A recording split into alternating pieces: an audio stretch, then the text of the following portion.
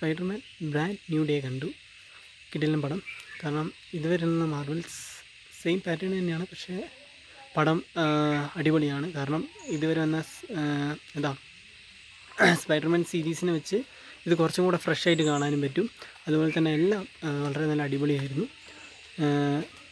എൻ്റെ ഓർമ്മ വെച്ചാൽ എന്താ ബ്രാൻഡ് ന്യൂ ഡേക്ക് ശേഷം നോ വേ ഹോം 2021 കാണുന്നത്, ഡിസംബറിൽ.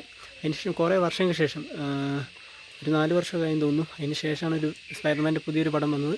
സോ നൈസായിരുന്നു. നോ വേ ഹോമിൻ്റെ പകുതി തന്നെയാണ്, പക്ഷേ എങ്കിലും നമുക്കെന്താ പറയുക, ആ ഒരു സീരീസ് കണ്ടാൽ തന്നെ നമുക്ക് ഏകദേശം ഈ കഥ മനസ്സിലാവുകയും ചെയ്യും. പക്ഷേ ഒരുവിധം നല്ല അടിപൊളിയായിരുന്നു. എങ്ങനെ സ്ട്രെങ്ത്ത് നല്ല കമ്പാരിറ്റീവ്, പിന്നെ ഞാൻ പറയേണ്ട ബ്രൂസ് ബാനർ, മറ്റ് ക്യാരക്ടേഴ്സ് അടിപൊളിയായിരുന്നു. സോ ഇമോഷണലായിരുന്നു. അവസാന നിമിഷം ഫുൾ ഫണിയായിരുന്നു. സോ നൈസായിരുന്നു. നല്ലൊരു വാച്ച് ചെയ്യാൻ പറ്റിയൊരു പടം തന്നെയാണ് ന്യൂ ഡേ. ആൻഡ് എന്താ പറയുക, സൂപ്പർ എക്സ്പീരിയൻസ് ആണ്. സോ വലിയ ഹോപ്പൊന്നുമില്ല, എന്നാലും അത്യാവശ്യം ഇതുവരെ വന്ന മാർവൽ പടത്തിനെ വെച്ച് നോക്കുമ്പോൾ ഇത് സൂപ്പറാണ്. സ്പൈഡർമാൻ ഒരിക്കലും താഴേക്ക് പോലില്ല, പക്ഷേ എങ്കിലും ഇത് അടിപൊളിയായിട്ട് തന്നെ അവർ കൊണ്ടുപോകുന്നുണ്ട്. സോ നൈസ്, നല്ലൊരു പടമായിരുന്നു. ഇതിന് ശേഷമുള്ള അവെഞ്ചേഴ്സ് ഡൂംസ് ഡേ ആണ്. സോ പോസ്റ്റ് ക്രെഡിറ്റ് സീൻ എന്ന് പറയുന്നത് അങ്ങനെയില്ല. കാരണം തിയേറ്ററിൽ അങ്ങനെ വെയിറ്റ് ചെയ്തിരുന്നിരുന്നിരുന്നിരുന്നിരുന്നിരുന്നിരുന്ന് കാണുമ്പോൾ ചെറിയൊരു എന്താ പറയുക, പോസ്റ്റ് ക്രെഡിറ്റ് സീൻ തന്നെയാണ്. പക്ഷെ അത് സിനിമയായിട്ട് ബ്ലെൻഡഡ് ആണ്, സിനിമയായിട്ട് റിലേറ്റഡ് ആണ്. അതിൽ ചെറിയൊരു ഗ്ലിച്ച് കാണാൻ സാധിക്കുന്നുണ്ട്. അത് എന്താ പറയുക, ലോക്കി സീരീസിനായിട്ട് കണക്റ്റഡ് ആണെന്ന് തോന്നുമെങ്കിലും ഡൂംസ് ഡേ ആയിട്ട് എന്തോ ഒരു കണക്ഷൻ വരുന്നുണ്ട്. അത് ആ പടത്തിൽ തന്നെ അതിനെക്കുറിച്ചുള്ള വിശദാംശങ്ങൾ പറയുന്നു. സോ ചെറിയൊരു പോസ്റ്റ് ക്രെഡിറ്റ് സീൻ മാത്രമാണ്.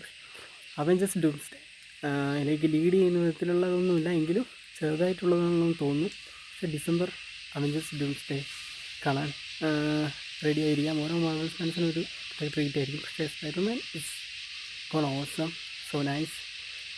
എന്താ പറയുക, ഒരു ഇത്രയും നല്ലൊരു കൺസെപ്റ്റാണ് സ്പൈഡർമാൻ കൊണ്ടുവരാൻ അവർ നോക്കിയത്. സോ നൈസായിരുന്നു. പീറ്റർ പാർക്കറിൻ്റെ എല്ലാ വിധത്തിലുള്ള ഒരു സൂപ്പർ വൈബായിരുന്നു. പീറ്റർ പാർക്കറിൻ്റെ ക്യാരക്ടറും നല്ല ഡെപ്റ്റ് കൊടുത്തിരുന്നു. മറ്റു ക്യാരക്ടേഴ്സിനും അതുപോലെ തന്നെ നല്ലൊരു ഡെപ്റ്റ് കൊടുത്തിരുന്നു. പിന്നെ പണിഷറിൻ്റെ സീരീസ് വാച്ച് ചെയ്യണം, അല്ലെങ്കിലും ക്യാരക്ടർ മനസ്സിലാവും പണിഷർ എങ്ങനെയാണ് എന്താണെന്നുള്ളത്. സോ നൈസായിരുന്നു. പീറ്റർ പാർക്കറും അവരുടെ ഫ്രണ്ട്സും തമ്മിലുള്ള ആ ഒരു ബോണ്ടിങ്ങും ഇതിൽ നല്ലോണം കീപ്പ് ചെയ്യാൻ തുടങ്ങിയിട്ടുണ്ട്. അല്ല അവർ മറന്ന കാര്യങ്ങളും കൂടാതെ അവരുടെ ഫ്രണ്ട്ഷിപ്പ് എങ്ങനെയാണ്, ഇതൊക്കെ ഈ ഒരു പടത്തിൽ നല്ല വ്യക്തമായിട്ട് തന്നെ ചെയ്തിട്ടുണ്ട്. ആൻഡ് ഗ്രീൻ ക്യാരക്ടറും അടിപൊളിയാണ്. സംഭവം കൊള്ളാം.